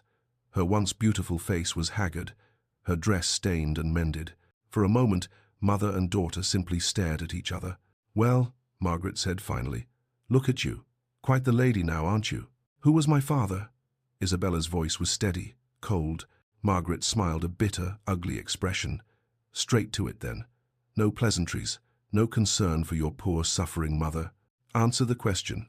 Margaret stepped back, gesturing Isabella inside. The room was small, dingy, smelling of gin and desperation. Your father was Edmund Fairfax, the Earl of Thornbury. I was his mistress for 2 years. When I became pregnant, he paid me handsomely to disappear and never speak of it. I married Harold Worthington to give you legitimacy. Harold was kind enough to accept you as his own. The Earl of Thornbury. Isabella knew that name, everyone did. He had been disgraced 10 years ago for embezzlement and fraud, had fled to the continent to escape prosecution. He had died in exile 3 years later, penniless and alone. So you see, darling, Margaret continued, pouring herself gin from a bottle on the windowsill, you're not just poor, you're illegitimate, the bastard daughter of a criminal. I'm sure your Duke will be thrilled when he learns the truth. How dare you? How dare I what? Tell you the truth? You demanded it. Margaret took a long drink. Besides, it's rather relevant now, isn't it? Because I've written to the Dowager Duchess. A lovely letter explaining your situation, your true parentage, your illegitimacy. the criminal blood running through your veins. Isabella's breath caught. You're blackmailing me? I'm surviving, as I always have, as you should understand. Margaret's smile was venomous. Unless I receive a substantial sum, let's say £500, those letters will be delivered. Imagine the scandal. The Duke of Ashford, engaged to the bastard daughter of the disgraced Earl of Thornbury. Delicious, really. You're blackmailing your own daughter? You're not really my daughter, though, are you? You're Edmund's mistake that I've carried for 22 years. Time for you to pay me back for that burden. Isabella stood, shaking with rage and disgust, and a grief so profound it threatened to crush her. I will not give you money to hold over me for the rest of my life. Then I'll send the letters. Do what you will. You have no power over me anymore. She left before Margaret could respond, fled down the stairs and into the waiting carriage. She made it halfway to London before the shock wore off, and she started crying. By the time she reached Ashford House, it was late evening. She went directly to Felix's study, not caring about propriety or appearances. He looked up from his correspondence when she entered, and his expression immediately shifted to concern. Isabella? What's happened? She told him everything. The letters, the trip to Bath, Margaret's revelations, the blackmail attempt. The words poured out in a torrent, and Felix listened without interrupting. When she finished, he was quiet, processing. Isabella interpreted his silence as horror, disappointment, the inevitable realization that she was too damaged, too scandalous, too impossible. I understand if you wish to end the engagement, she said, her voice hollow. I won't contest it. You've done more than enough for me, and I won't let my mother's actions, my own history, harm you further. Felix stood slowly, came around the desk. Isabella, look at me. She couldn't. She was too ashamed, too broken. He stepped closer, gently lifting her chin until she had no choice but to meet his eyes. What she saw there wasn't horror or disappointment. It was fury, but not at her. Your mother, he said carefully, is a piece of work. Your biological father was a bastard and a criminal. And none of that, not one bit of it, diminishes who you are. I'm illegitimate, the daughter of a disgraced earl. This will destroy you. I don't give a damn about my reputation. His voice was fierce. But I do care about you. We'll handle your mother. We'll handle society. Together. That word together broke something in Isabella. The careful control she'd maintained since Bath shattered, and she started crying. Not delicate tears, but ugly, wrenching sobs that shook her entire body. Felix pulled her into his arms, and she clung to him like a drowning woman. His arms were solid around her, one hand stroking her hair, his voice a steady murmur against her ear. I've got you. I promise, I've got you. In that moment, with her face pressed against his chest and his heart beating steadily beneath her cheek, Isabella realized the truth she'd been avoiding. She loved him. Completely, irrevocably, impossibly. Felix, holding her, felt her tears soaking through his shirt and realized his own truth. He was in love with her, had been for weeks, maybe months. Perhaps from the moment he'd seen her on that auction platform and felt his heart crack at her dignity in the face of such degradation, but neither spoke the words. The moment was too fragile, too complicated. There was still Margaret to handle, still society to face, still the impossible gap between what they wanted and what they could have. Felix handled Margaret with ruthless efficiency. He sent his solicitor to Bath with a contract, £500 paid immediately, with the legal stipulation that any future contact with Isabella or attempts at blackmail would result in criminal prosecution for extortion. Margaret signed without reading it thoroughly, took the money, and disappeared to the continent within a week. I'm sorry you had to, Isabella started, when Felix told her it was done. Stop. His voice was gentle but firm. Your mother's actions are not your responsibility. Her choices are not your shame. But the damage was done. Isabella now saw herself as permanently tainted, illegitimate, daughter of a criminal, born of scandal. The engagement that had seemed impossible before now felt like a cruel joke. That night, alone in her room, Isabella wrote a letter. Dearest Felix, I cannot continue with this arrangement. You deserve so much better than the bastard daughter of a disgraced earl. You deserve a duchess who brings honor to your name, not scandal and shame. Please know that my time with you has been the happiest of my life. You saved me in every way. A person can be saved, and I will carry that gratitude, always. But I cannot in good conscience allow you to sacrifice yourself for me. I release you from our engagement. Consider yourself free of all obligations. Yours, Isabella. She sealed the letter with wax, her hands steady. Tomorrow, she would deliver it to him. Tomorrow, she would end this before it destroyed them both. Tonight, she would allow herself to weep for what could never be. Chapter 7. Public Reckoning. The morning light was pale and new when Felix broke the seal on Isabella's letter. He read it standing in his study, still in his shirt sleeves, his morning coffee cooling forgotten on the desk. His expression shifted from confusion to understanding, to something harder, determination edged with fury. Not at Isabella, never at her, but at the circumstances that had convinced her she was unworthy of love. He set down the letter with deliberate care and strode from the room. Isabella was in the morning room, staring blankly at a plate of toast she had no intention of eating. She had slept perhaps 2 hours, her eyes red and swollen from crying. Today she would tell Felix in person, would face him while she destroyed the fragile happiness they had built. The door opened without warning. Felix stood in the doorway, still disheveled from his morning routine, her letter clenched in his hand. His expression was thunderous. "You're not ending this engagement." Isabella stood, her heart hammering. "Felix, I have to. I won't ruin you." He crossed the room in 3 strides, close enough that she could see the muscle ticking in his jaw, the barely controlled emotion in his eyes. "What if I don't want you to end it? What if this stopped being convenient weeks ago?" Isabella's breath caught. "What are you saying?" For a moment, she thought he would say it would speak the words that hung between them like a prayer. But Felix pulled back slightly, not quite ready to make the full declaration. Not here, not like this, not in private, where she could dismiss it as pity or obligation. "I'm saying you don't get to make decisions for me," he said, his voice rough. "We're going to the Marlborough Ball tonight, together, as an engaged couple, and we're going to face whatever comes. Agreed?" Isabella wanted to refuse, wanted to protect him from the scandal that was coming, but the hope in his voice, the fierce determination in his eyes, made her helpless. "Agreed," she whispered. That evening, the Duke of Marlborough's townhouse blazed with light. Every window glowed, every chandelier sparkled, every candle flickered in welcome. The ball was the event of the season. Everyone who mattered was present, and everyone who didn't matter desperately wished they were. Isabella stood before her mirror while Mrs. Winters made final adjustments to her gown. The Dowager had commissioned it specifically for tonight, deep sapphire silk that brought out the green in Isabella's eyes, cut to perfection, making her look regal rather than merely pretty. "You look like a queen," Mrs. Winters said softly. "I feel like a sacrifice," Isabella admitted.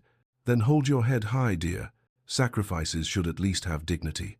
Felix was waiting at the bottom of the stairs, resplendent in black evening clothes that made him look every inch the Duke. When he saw Isabella descending, something flickered in his expression, awe, possession, and something deeper that made her breath catch. He offered his arm. "Ready?" "No, but I'll do it anyway." His smile was brief, but genuine. "That's my girl. My girl." The words wrapped around Isabella's heart and squeezed. They entered the Marlborough ballroom together, and the effect was immediate. Conversation didn't precisely stop, but it faltered, dimmed, as every eye in the room turned to assess them. The Duke of Ashford and his controversial fiancée. Isabella felt the weight of those stares like physical pressure. She forced herself to breathe, to remember Monsieur Archambault's lessons about posture, to maintain the graceful composure she had learned. Lady Constance was there, beautiful and cold in ice-blue silk that matched her eyes. She stood near the musicians' platform, surrounded by a coterie of ladies who hung on her every word. When she saw Isabella, her smile was predatory. She had been waiting for this moment. The evening proceeded with agonizing slowness. Isabella danced with Felix, with other gentlemen who were either brave or curious enough to request her hand. She conversed, smiled, played her part perfectly. But the tension was palpable, building like a storm about to break. Everyone was waiting for something to happen. During supper, Constance made her move. The ballroom had a raised area where the musicians sat during breaks. Constance stood near it, champagne glass in hand, laughing at something one of her companions had said. Then, with what appeared to be perfect clumsiness but was actually practiced timing, she dropped the glass. Crystal shattered against marble with a sound like breaking ice. Every conversation stopped. Every head turned. "Oh, how clumsy of me," Constance exclaimed, pressing a hand to her chest. "I'm so sorry, everyone. How mortifying." She laughed, bright and false. Though, speaking of accidents, she turned, her gaze finding Isabella with laser precision. Miss Worthington, I've been meaning to ask about your family. I've been researching genealogies recently, such a fascinating hobby, don't you agree? And I cannot seem to place the Worthingtons in Debrett's. Her smile was poisonous sweetness, though I did find something rather intriguing about a Margaret Thornbury. She was mistress to the late Earl of Thornbury, wasn't she? You wouldn't happen to know anything about that? The room froze. Isabella felt every eye turned to her, felt the weight of their judgment and curiosity, and barely concealed glee at the scandal unfolding. Constance continued, her voice carrying to every corner of the vast ballroom.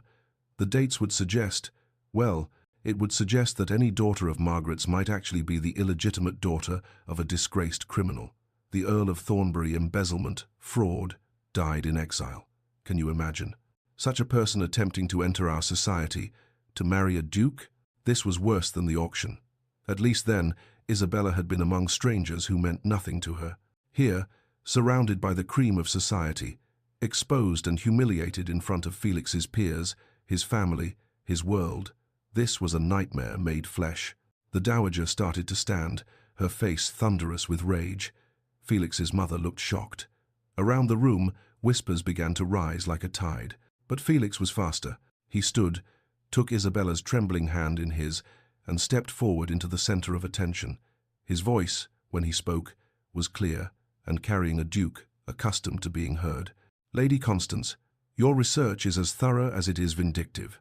Constance's smile faltered slightly. Felix continued, his grip on Isabella's hand tightening. Yes, Isabella's parentage is complicated. Her biological father was Edmund Fairfax, the Earl of Thornbury. She is, by the narrowest legal definition, illegitimate. Gasps rippled through the crowd. Constance's smile returned, triumphant. Around them, people began to murmur scandal, disgrace, deception. Felix's voice cut through the noise like a blade. And yet, in the past months, I have come to know Isabella Worthington better than I have known most people in my entire life. The room quieted again, people leaning forward to hear. She is intelligent, compassionate, resilient beyond measure. She has endured cruelties that would have broken most people in this room, myself included. He turned to Isabella, speaking to her but projecting his voice so everyone could hear.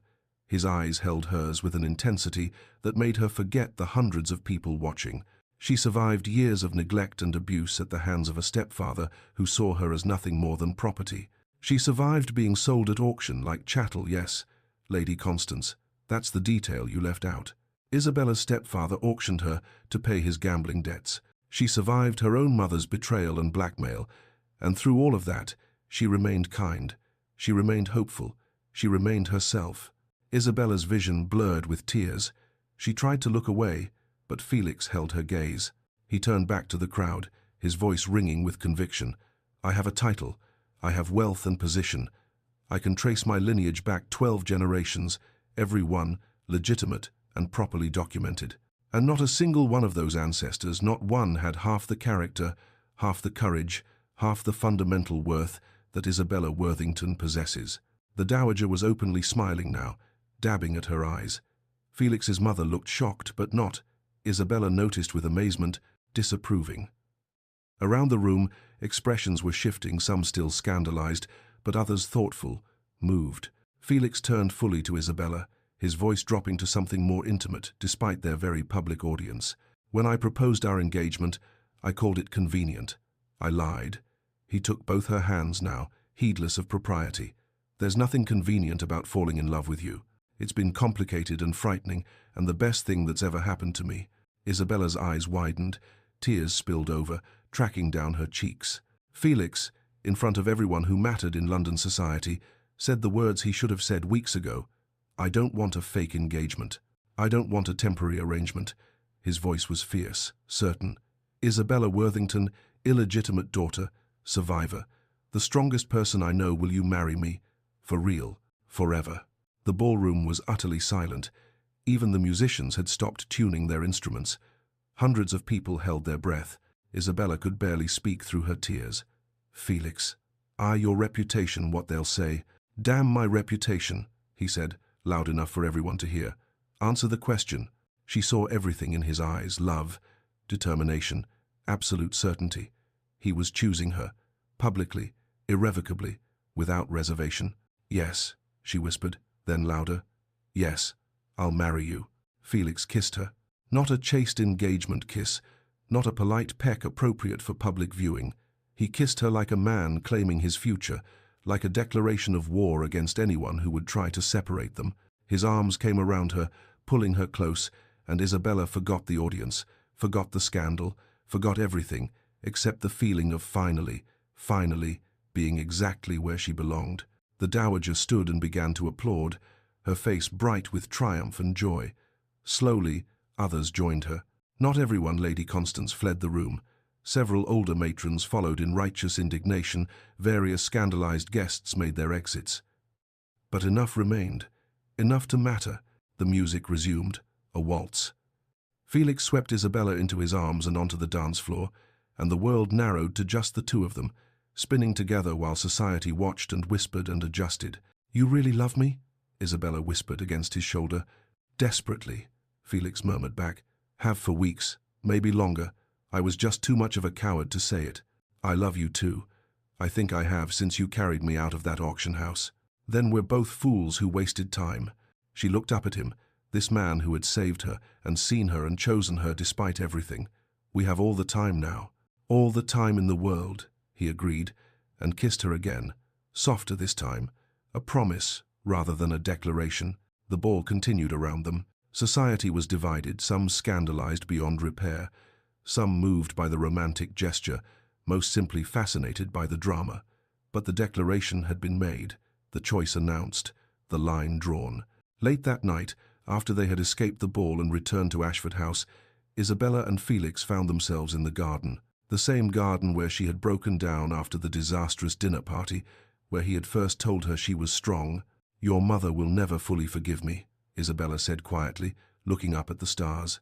"My mother will adjust. Or she won't. It doesn't matter." Felix's arm was around her waist, solid and sure. "She doesn't get to dictate my life. Society will always whisper. Let them whisper, Isabella. I spent 3 years running from life after Beatrice died, running from grief, from responsibility, from anything that mattered. Then I found you, or you found me, and I remembered why life matters, why fighting for what's right matters, why love matters." He turned her to face him. "I'm not losing you to anyone's expectations, not society's, not my mother's, not yours." Isabella touched his face, this beautiful, broken, healing man who had chosen her. "I was so afraid," she admitted, "afraid I would destroy you." "You saved me," he corrected. "You made me remember who I wanted to be." They stood together in the garden, looking at the stars, two damaged people who had found each other in the darkness and chosen light, both scarred, both healing, both brave enough to believe in tomorrow.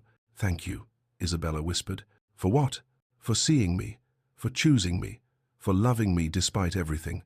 Felix kissed her forehead, gentle and reverent. "Thank you for letting me." Above them, the stars wheeled in their ancient patterns, indifferent to human drama.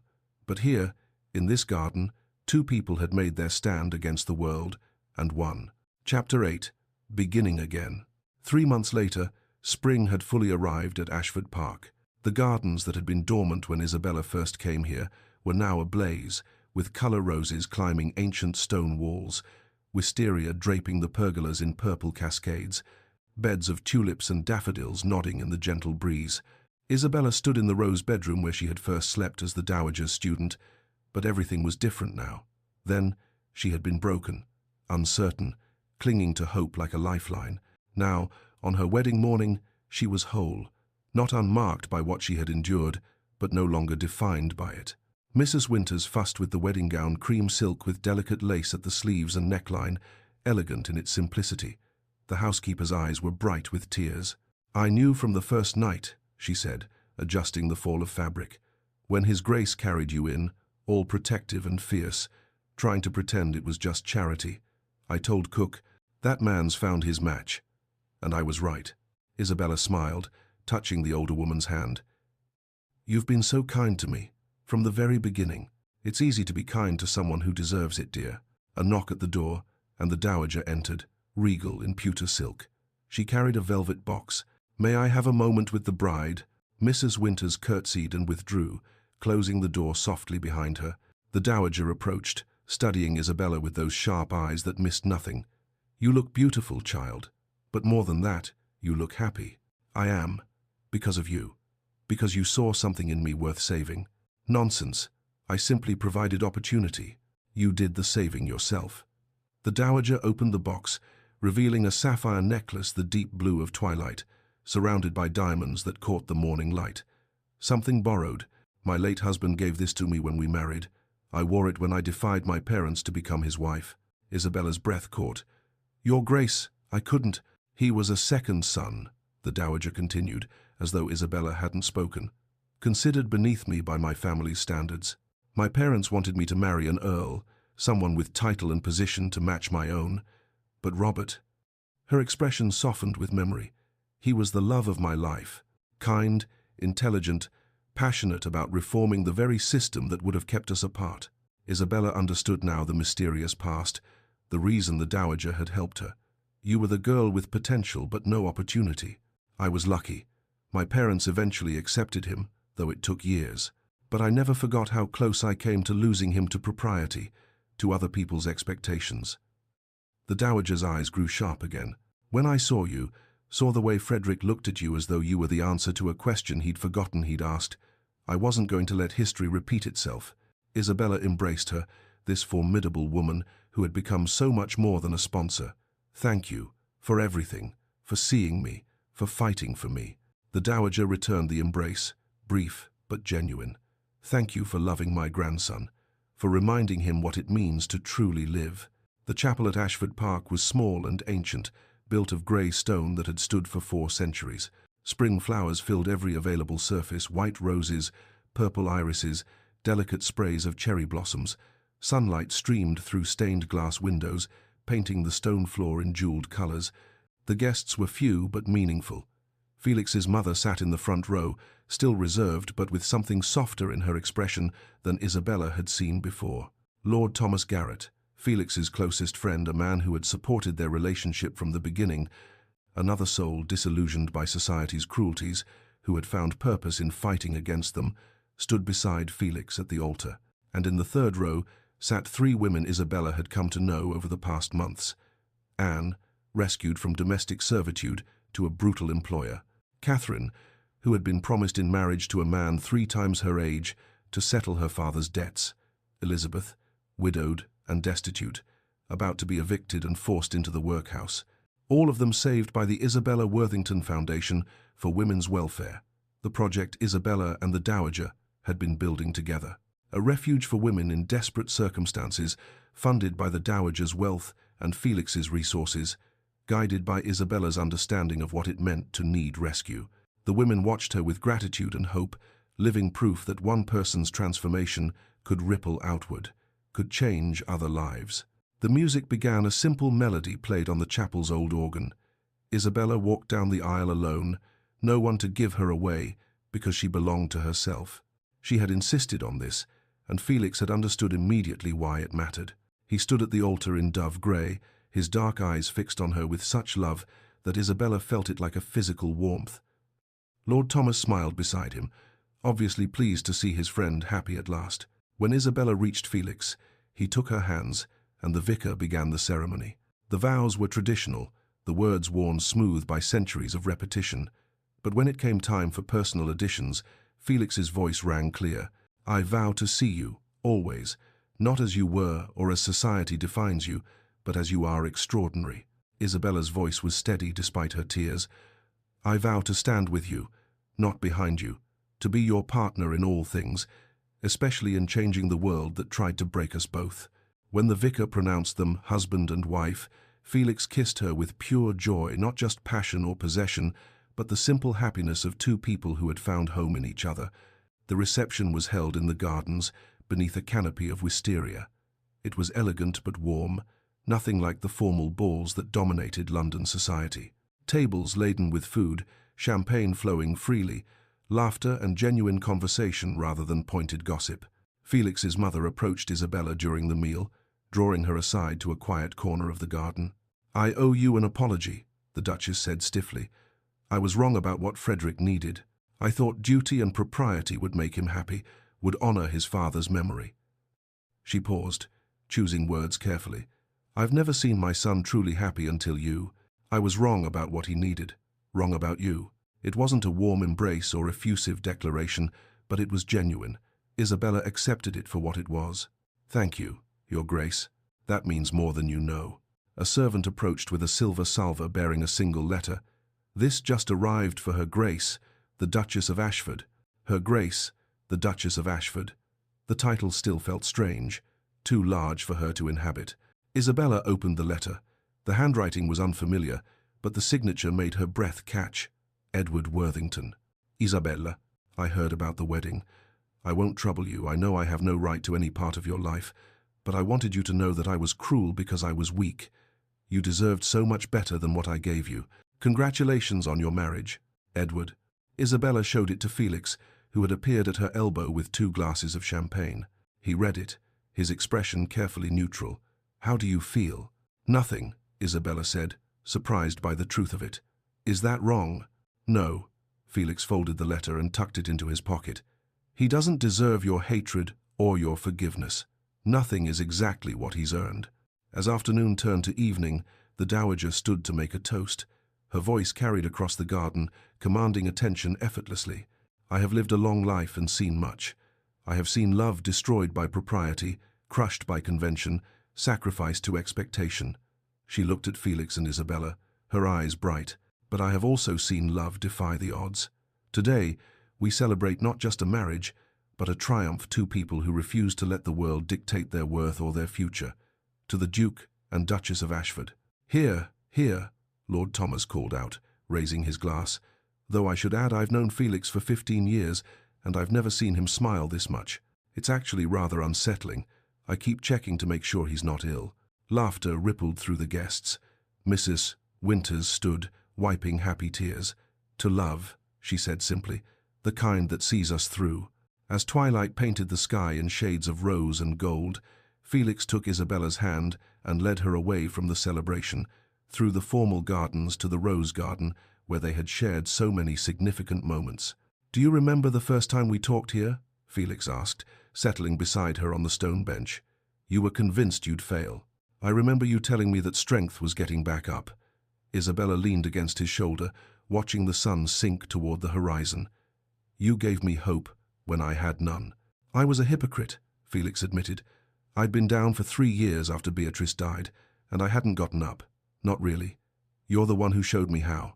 They sat in comfortable silence, watching the light change, the shadows lengthen.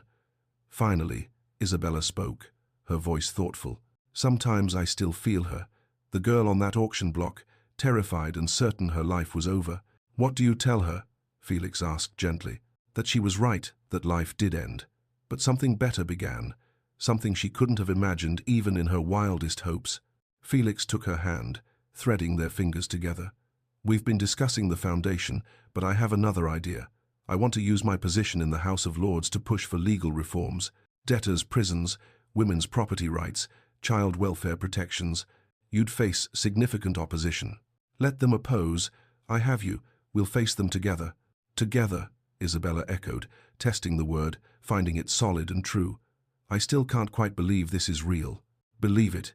You're a duchess now, the Duchess of Ashford. Society will have to adjust. He kissed her temple. Though I should warn you, my mother is already making pointed comments about heirs.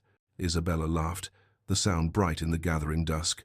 One battle at a time, Your Grace. They returned to the reception as stars began to appear. Lanterns had been lit, their warm glow creating pools of golden light.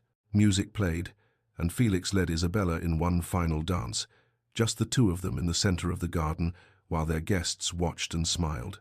1 year later, the Isabella Worthington Foundation for Women's Welfare occupied a gracious townhouse in Bloomsbury. Isabella stood in the entrance hall with a young woman named Sarah, who clutched a small bag containing all her worldly possessions. This is the main sitting room, Isabella explained, leading Sarah through rooms that had been carefully designed to feel safe rather than institutional. You'll share a bedroom with 2 other residents until we can arrange more permanent lodging. There's a library, a workroom where we teach various skills, and a small garden. Sarah was 19, thin and frightened, with bruises fading on her wrists. Her family had sold her to their landlord to settle back rent. The foundation had intervened before the transaction was completed, but the trauma was fresh and raw. "I don't understand," Sarah whispered. "Why would you help me? You don't even know me." Isabella led her to a private corner, sat beside her on a comfortable sofa. "I know you're frightened. I know everything feels impossible right now. But I promise you, this is not the end of your story. It's just the beginning." "How can you know that?" Tears spilled down Sarah's cheeks. "Because I was you." Isabella took the girl's hand gently. 3 years ago, I stood on an auction block while men bid on me like livestock. I thought my life was over, but it wasn't, and neither is yours." Sarah stared at her, processing this revelation. You're the Duchess of Ashford." "I am, but I'm also Isabella, who understands what it means to be treated as property, who knows what it takes to rebuild yourself from nothing, and I'm telling you, you are stronger than you know." The front door opened, and Felix entered, still in riding clothes from a morning session at the House of Lords. He greeted Sarah warmly, welcoming her to the foundation, making her feel like a person rather than a charity case. As they prepared to leave, Isabella saw Sarah watching them, this Duke and Duchess, who believed in second chances because they had lived them. In the carriage home, Isabella leaned against Felix's shoulder, comfortable and content. "Do you ever regret it?" she asked quietly. "The scandal, the gossip, choosing me over propriety?" Felix didn't even hesitate. Not for a single second. "You? I regret that I doubted you. Doubted us, but nothing else." "Good." He kissed the top of her head. "Because I'm not letting you go. Not in this lifetime." Isabella smiled, then took a breath. "In that case, I should tell you something. I spoke with the physician this morning." She felt Felix tense. "Are you unwell?" "Quite the opposite." She turned to look at him, watching his expression carefully. "It seems in about 7 months you'll get your heir, or heiress." For a moment, Felix simply stared. Then his face broke into the widest smile Isabella had ever seen. Pure, unguarded joy. He pulled her close, careful but ecstatic. "A child, our child, our child," Isabella confirmed, her own smile matching his. "Who will grow up knowing they're loved, knowing their worth isn't determined by circumstances of birth, knowing they can become anything, knowing they have the most extraordinary mother in England," Felix added, his voice thick with emotion. The carriage rolled through London streets toward Ashford House, carrying them home. Inside, the Duke and Duchess of Ashford held each other, 2 survivors who had found love, 2 damaged people who had chosen healing, 2 souls who had proved that worth was inherent, not assigned. Isabella's final thought, unspoken but deeply felt. "I was sold for £200, but I found something priceless myself, and him, and this life we're building together. A life where the girl from the auction block became a duchess, not despite her past, but carrying it with her as proof that no one is beyond redemption, and no circumstance defines our ending." And so Isabella's journey comes to full circle, from the darkness of that auction house to the light of a love that defied every expectation. From a girl who was sold for £200 to a duchess who found something truly priceless, herself, her purpose, and a partnership built on genuine respect and unwavering devotion. If Isabella and Felix's story touched your heart, I'd love to hear from you in the comments below. What was your favorite moment from their journey? Was it Felix's dramatic rescue, Isabella's transformation at Ashford Park, or perhaps that powerful public declaration at the Marlborough Ball? And here's a question for you. Do you believe love can truly heal our deepest wounds, or does it simply give us the strength to heal ourselves? I'm genuinely curious about your thoughts. If you enjoyed this tale of resilience, redemption, and romance, please show your support by giving this video a thumbs up. It truly helps Lyra's romance stories reach more listeners who crave these emotionally rich historical romances. Don't forget to subscribe and hit that notification bell so you never miss a story. I have so many more sweeping romances planned for you, tales of forbidden love, second chances, and characters who refuse to let their circumstances define their destiny. Share this story with someone who loves a good enemies to lovers tale, or anyone who believes that our past doesn't determine our worth. Isabella's story reminds us that we are all capable of transformation, that dignity can survive even the darkest circumstances, and that true love sees us not as we were, but as we are. Thank you so much for spending this time with Isabella and Felix. Thank you for believing in their love story, for rooting for Isabella's strength, and for understanding that the most powerful romances are the ones where both people save each other. Until next time, remember, you are not defined by your worst moments. You are defined by how you rise from them. This is Lyra, and I'll see you in the next romance.